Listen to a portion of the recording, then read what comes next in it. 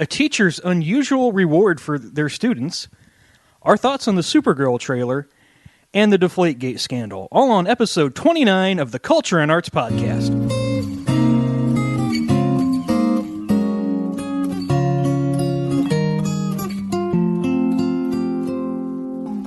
Welcome to the Culture and Arts Podcast. This is episode 29, and my name is Jason Merle.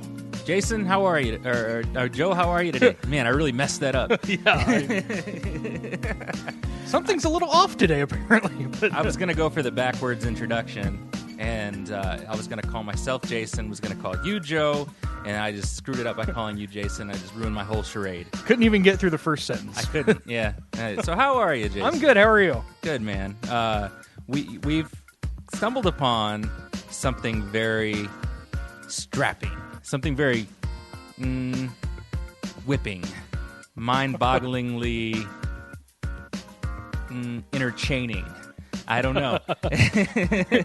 On the Huffington Post. You're trying to find a pun here. I'm trying so hard.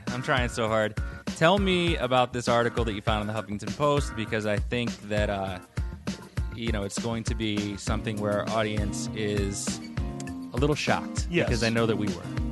Yeah, the headline reads, "Forget pizza. Students watch 50 Shades of Grey as a reward." Keep going. Okay. This happened in Romney, West Virginia, and I'll just read the first little bit here. Part of the erotic movie 50 Shades of Grey was shown in a West Virginia high school classroom this week after students convinced their teacher to let them watch it as a reward for good behavior.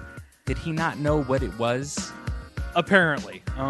It says the reports are that the teacher apparently didn't know what the film was.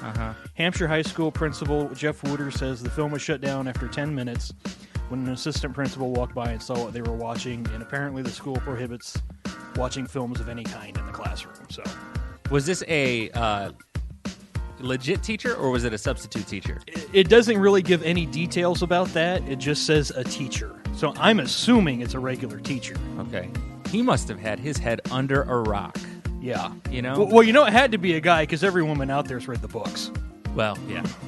But, I could see it with a substitute teacher. I feel like when I was in high school, we used to game substitute teachers as much as humanly possible. And get away with whatever we could get away with. But not a traditional teacher. I mean, this is something that you would think they would have their ear to the locker, so to speak, and understand what the kids are talking about, and that they would at least know or be familiar with the title. Right. You really got to be secluded to not have a clue about this. Yeah, it's terrible. So these kids watch the movie for 10 minutes. It gets shut down. Does it say whether or not the kids were in sort of trouble? Or? It said the school hasn't decided whether to punish the teacher or the students yet. So, my guess is that they should punish the students, I would say, and that the teacher can plead ignorance, even though I think it's ridiculous that he would be ignorant about that working in high school. But at the same time, it does says that since movies of any kind are prohibited, the teacher's probably going to get in trouble anyway. Yeah, I guess that's true. But I think you do need to factor in the students here. He was familiar with the rule, I'd imagine. I would think so. Okay, so 10 minutes. So I've seen the movie, and that I just self-incriminated. But I've seen the movie, and I watched it with my wife. So at least there's some credibility there. However, I'll tell you that 10 minutes into the movie, you probably don't get into too much hot and steamy. Okay. So they probably didn't even see any nudity at that point, because it's one of those things where the whole first 45 minutes is probably backstory or learning about who the characters are, what they're all about, and then they take that turn to the deviant about 45 minutes in, I would say. So the kids were probably disappointed. Probably. If they knew what they were getting themselves into, which I'm sure they did. We used to have this substitute teacher man named Carlos. I don't know what his last name was. English was his second language. His accent was very thick. He was very, very poor at understanding what his students were talking about. I don't even know why they let him work at our school as often as they did. He worked the night shift doing stock at Meyer. And he, then he substitute taught the rest of the time. But he would come in and he had this big burly gray, like Walt Whitman beard. Okay. You know, if you remember Dead Poet Society, the sweaty tooth old man. Mm-hmm. And he would come in and he would say, "Okay, today we're studying what?"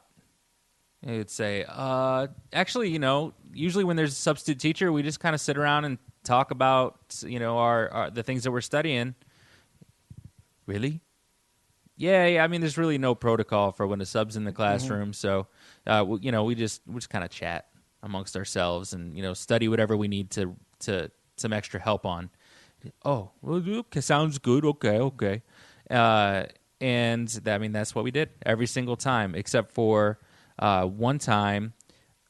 He realized that we were pulling the wool over his eyes on something, and he must have had a crap day, and he like snapped at this girl and was like, "No, that's not what you're supposed to do. That's not it." And then, so that was pretty funny. I mean, I think the whole class was laughing, which probably frustrated him even more. But it's like, you know, teenagers are stupid and teenagers are inconsiderate, and, you know, here this guy's yelling across the room, and he sounds like he's, you know, 2 steps far removed from a foreign film, and I don't know. It gave us a reason to laugh that day, but we didn't see him much after that. Yeah, me and my friends used to pull pranks like this on my French teacher in school, and there was one year. She had an actual office connected to the back of the class, and that office, she actually shared that office with the German teacher because in her class connected on the other side of the office. She let us go into the office one day to do something, so we went to the German teacher's desk, and she was apparently known for being very anal and had to have everything in just the exact spot. We basically did a mirror image of her desk, took the left drawers out and put them on the right side and everything. And how did she react? Well, since she was the German teacher, we never saw the reaction, but the French teacher was like not happy, and like, of course, none of us fessed up. Like, I don't know how that happened. That is awesome. So playing with somebody's OCD, yes, more or less. And you said she was very anal. That kind of works into the 50 Shades conversation. And speaking of hot and steamy, we could also talk about this new CBS Supergirl trailer we wanted to talk about today. Supergirl, this is Smallville with breasts. No, this is a Supergirl TV show that's being adapted for CBS, and they released the trailer this week. And both of us got to watch it. I watched it this morning. Did you watch it today, or did you watch it? I actually watched it the day it came out, but I watched it again this morning just to be fresh in my mind. To get fresh, yeah. Okay. So just give me your initial reaction about the trailer. I think it's pretty good. I mean, she's very hot. I can't question that. Yeah? You know she came from Glee, right? Oh, don't tell me that. But actually, I think the guy that plays the Flash had a few episodes of Glee in his background. Oh, he did? I think so. I didn't know that.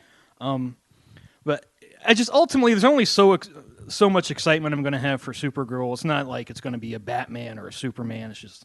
Is it because she's a woman? No, it's just to me, she's just not really a big name superhero. Is that because she's a woman? I'm putting you on the spot. You always ask me these tough questions. It's like, we're talking about silly little superhero shows.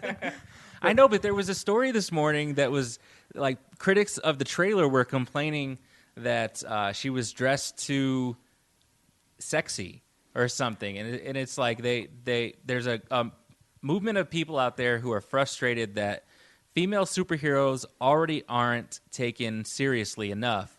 And then when we do make adaptations for them, they're put in these like sexy outfits, and they're made, you know, not to target the would-be fans of superheroes that are female that would watch this show, but to continue to market to the male audience that usually dominates the superhero genre. Right. So I don't know, it's like, it's really tough for me, and I'll watch it.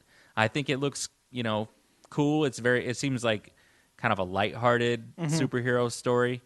But they said that it felt more like the Saturday Night Live skit that they recently did with Black Widow, Scarlett Johansson. Did you see that? I actually missed that skit. Oh, you're going to have to check that out. Yeah. Basically what they did was they took the Black Widow character in full costume, but Natasha Romanoff was placed into a storyline that was more similar to like You've Got Mail or some chick flick, right? Okay.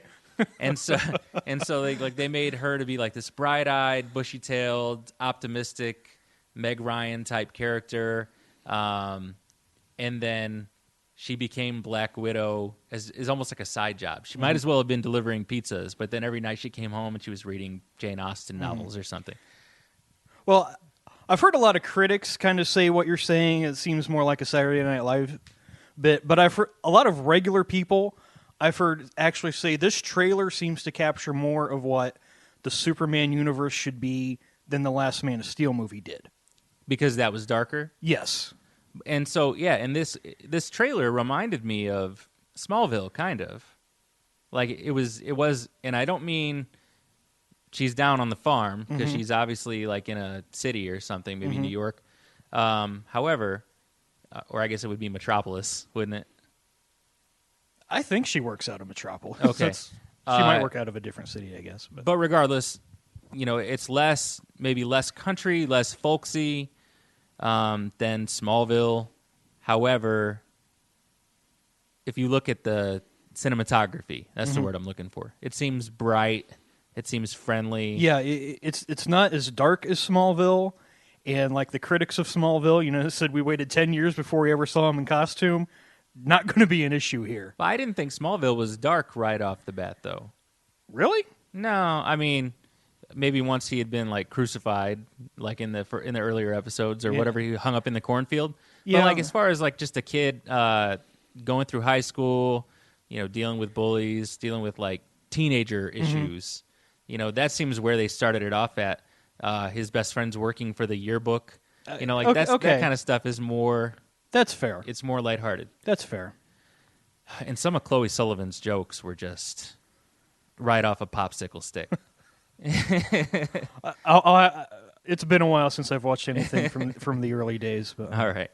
I will say this. The big question about the Supergirl show is the producers are the same people that do The Flash and do Arrow.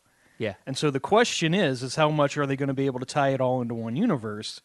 Because at least like Flash and Arrow are on the CW. This is going to be on CBS, and the networks have kind of say, no, that ain't happening. Well, the producers are saying, oh, yeah, we can do this. So really? It's really kind of up in the air. And at the same time, I think CBS and the CW are owned by the same parent company. So I don't know that's really going to be too much of a problem. Yeah. Well, that would be. I didn't even know that was a possibility. Yeah. Yeah. So I didn't mean to ask any questions that were going to put you in a position to make you seem sexist or anything. But that just seems like the conversation that is happening somewhere, and I just wanted to ask. I don't know how I feel. Like, it sucks because I'm a dude, and so my opinions only go so far before, if I stop agreeing with somebody, they say, well, you're a guy. You need to consider this from where we're coming from. But yeah, I mean, I didn't mean to suck the air out of the room. No. Or anything. No, but I get what you're saying, because I know a few years ago one of the networks was working on a Wonder Woman TV show, and they really bashed her costume, and it never even made it on the air. And yeah, I remember that. So I remember that now. That is kind of one of the struggles they always face with female superheroes. And well, you consider the movies that have been made. Yeah, Halle Berry's Catwoman. Terrible movie. Right. But at the same time, hot. It wasn't bad because Halle Berry's awful. I mean, it was just a bad movie from top to bottom. That's what I mean. She looked good. She did a great job with what she had, but the story was stupid. Oh, yeah. Elektra. Some people will say that it wasn't that bad, and I would disagree 100%. I've never even seen it. You've never seen it? No, but I've never heard anyone say... It's weird. I've never heard anyone say good things about it. They had Jennifer Garner and this whole, like Elektra was some samurai ninja type character. They had this background, and it's like this, and all I can see is 13 going on 30, and this like really wholesome white woman trying to be a ninja, and hey, call me a racist for that, but it just seemed weird. It just didn't. It felt awkward to me, and that's kind of the direction the whole movie went. And maybe the king of all bad female superhero movies, going back to the mid '80s, there was a Supergirl movie. Okay, I remember that now. Yeah, and it's atrocious. It was bad? It was bad. it worse than Superman 4? Yes. Holy cow. I've never seen it, but I've seen Superman 4, and that was bad. And if you want to know how bad it is, just ask my brother. He's actually He'll tell you all about it. He's actually watched it since adulthood. I only watched it as a kid. But I guess there's one scene where like one of the characters actually like shrinks down and lands in a bowl of cereal or something crazy. It's really the story doesn't even make sense. Was Rick Moranis around when that Not happened? that I'm aware of. Okay. But, yeah, Honey, I Shrunk the Superhero. Yeah, I remember my brother told me he watched it as adulthood, and the story just didn't even make sense. Wow. So speaking of your brother, you two are both Colts fans. Yes. And as such, you guys have been doing some serious bashing online of a certain Patriot. Yes. And it's probably been driving you crazy since you don't even follow sports. I don't follow sports. I took a couple cheap pops just because it was low-hanging fruit. Yeah. But tell me, just tell me about it. I'm going to let you rant on this DeflateGate situation for a few minutes, and I just want to hear the whole thing. Okay. Basically, this week they announced that the Patriots were being fined $1 million, and they were having 2 draft picks taken away. And Tom Brady was being suspended for 4 games for their role in what's being called DeflateGate. Which is that is this during the Super Bowl? It was actually the game before the Super Bowl against the Colts. Oh, which is why the Colts fans are crying foul. Right. Okay. And I have to be honest, it had no impact on the game because the Patriots blew them out, and it really had no impact. But they released this, what it's called the Wells Report. A lawyer, Ted Wells, did all this investigation over the last 3 months, and he issued a 243-page statement that basically said it was more likely than not that 2 Patriots employees deflated the footballs, and it was probable that Tom Brady knew about it. But help me out, though.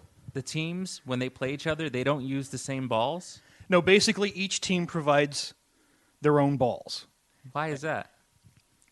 Because the Tom Brady and Peyton Manning a few years ago actually went to the NFL to get the rules changed so that each team could kind of work the ball to get their own grip so the quarterbacks would be comfortable with the ball the way they want it. Okay. And which actually kind of backfires later on. But and so a lot of people are saying, well, more probable than not doesn't necessarily prove that Tom Brady knew what was going on. But I actually read about 80 pages of the report, and I think if you read the first 25... Did it freeze up? Okay. I think if you read the first 25 pages with an open mind, you'll be pretty convinced that the Patriots were at fault here. Okay? And any gray area, any benefit of the doubt that Tom Brady might get, I think he loses because some of the stuff he says is pretty obvious it's not true. Because he even said at one point when they interviewed him, he wasn't even sure what the rule was about the inflation levels when he was on a committee with Peyton Manning to get the rules changed. So how does he not know? Yeah. And that kind of thing. Yeah. And a lot of the defense that the Patriots fans are throwing out there are just really, really sad. Because I know I've heard people say, well, they should have been told that they were looking into this. It was like, well, it's in the rule book. You shouldn't have to have a warning to follow the rules. And they're also, what was the other one? A lot of people are saying this was a sting operation from the NFL. It's like, well, the NFL doesn't want to have to suspend the most high-profile quarterback they have for cheating. They don't want to deal with this. Yeah. And there's this is a guy that's got endorsement deals and stuff, right? Yeah. Yeah. And then, Tom Brady's won 4 Super Bowls, which I think only maybe one other guy's done that. Now, are those victories called into question at all with his scandal? Is it like Lance Armstrong? No, it's not like that because, like anybody who watched the game against the Colts can, the Colts lost by 35. They would have lost anyway. Mm-hmm. And at halftime when they checked the balls and reinflated them, the Patriots scored even more in the second half than they did the first half. So they played better with the right balls, essentially. So nobody's really questioning in that. And even in the Super Bowl, the NFL did a better job of guarding the balls, so to say. They should have somebody that's kind of the gatekeeper. You would think so. But then even some of the Patriots fans are questioning, why aren't we blaming the officials for losing the balls? Well, the reason for that is there's videotape of a Patriots employee taking the balls when he wasn't supposed to. Really? Yeah. That seems suspicious. Yeah, and apparently one of the Patriots employees took the balls and as he was heading out into the field, and you're not supposed to take them until the referees say you can take them now and one of the referees will escort you. Well, he just went in and took them, and on his way he went into the bathroom where he wasn't on camera for almost 2 minutes, and that's when they suspect that he deflated the balls. And he even at one point said in the interview he went in there to use the urinal, but there's no urinal in that restroom. So there's even questions about how truthful they're being. And this punishment, in my opinion, is as much about lying to the investigators and not cooperating with the investigation as it is about any deflating of the footballs. Okay. So what do you ultimately think Peyton Manning's, sentence should be? You mean Tom Brady? Tom Brady, Yeah. Sorry. Not the football guy. I think they got it right. I think 4 games is fine. 4 games? Yeah. Where did they come up with that number? Honestly, that's probably just the commissioner's opinion.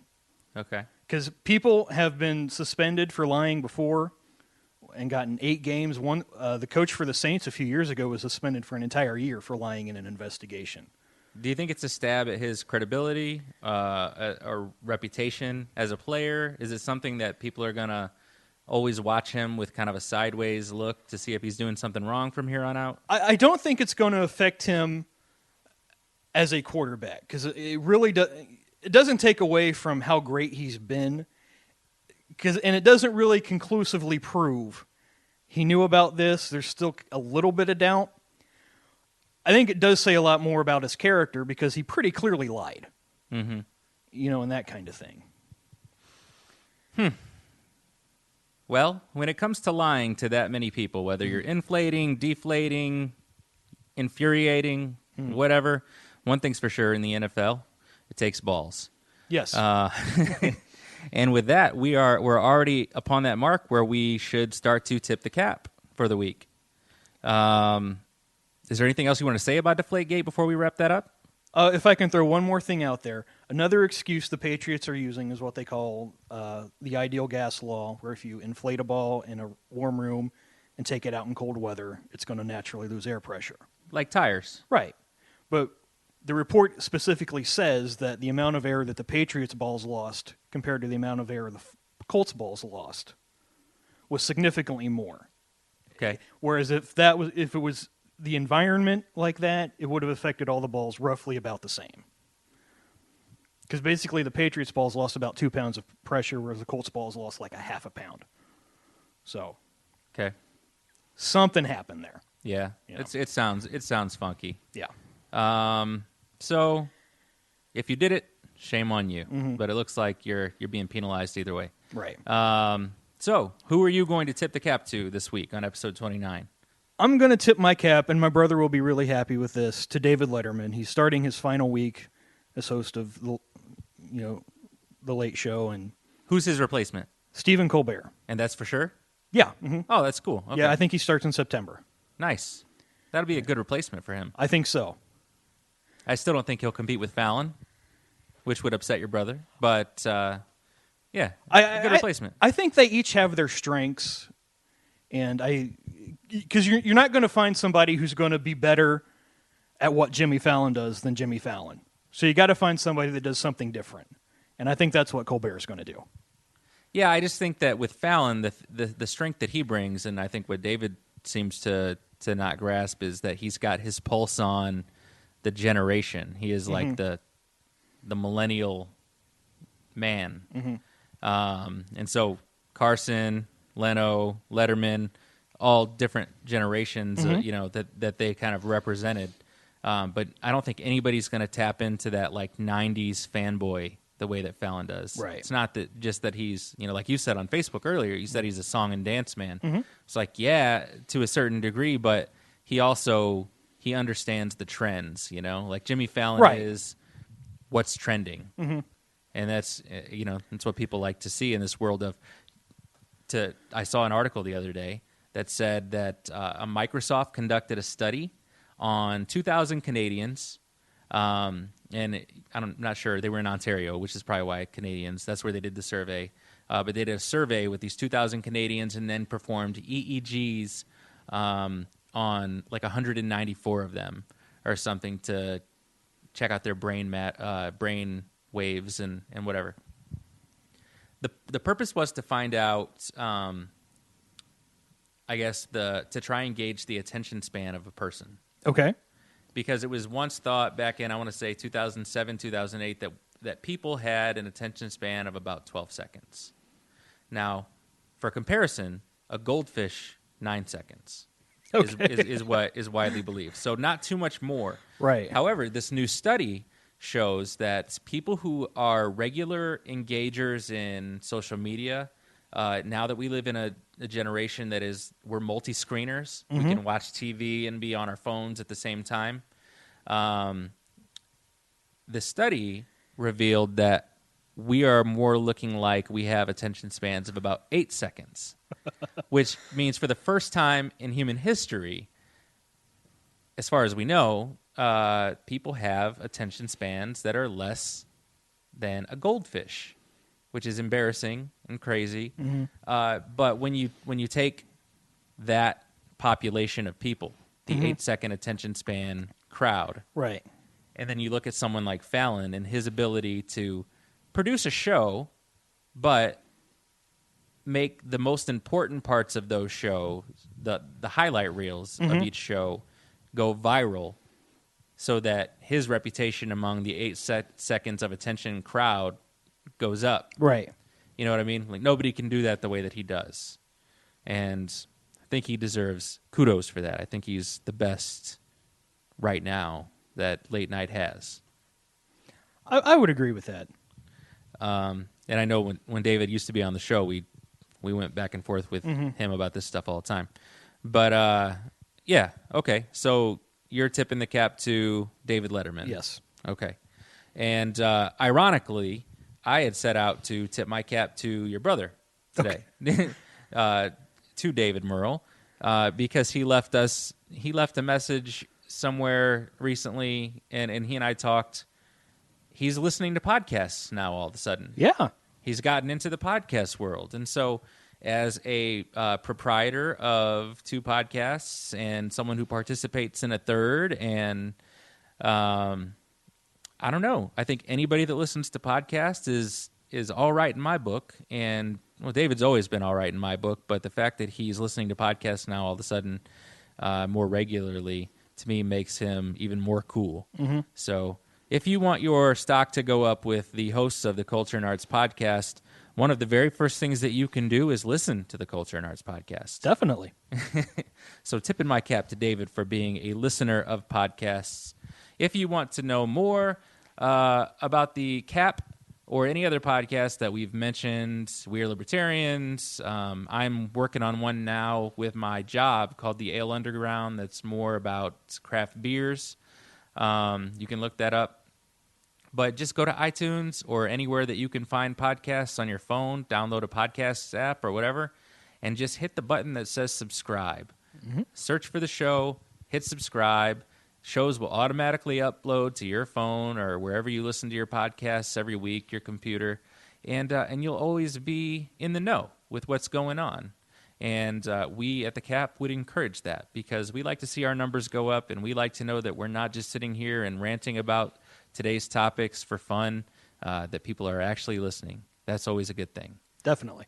So from myself, that's about all I got. Jason, anything else you want to plug? Just follow us on Twitter at Cap Podcast, and we're also on Facebook, facebook.com/tipthecap. All right. And from Jason and myself, on behalf of both of us, we tip the cap to you, and we will see you next time on episode 30.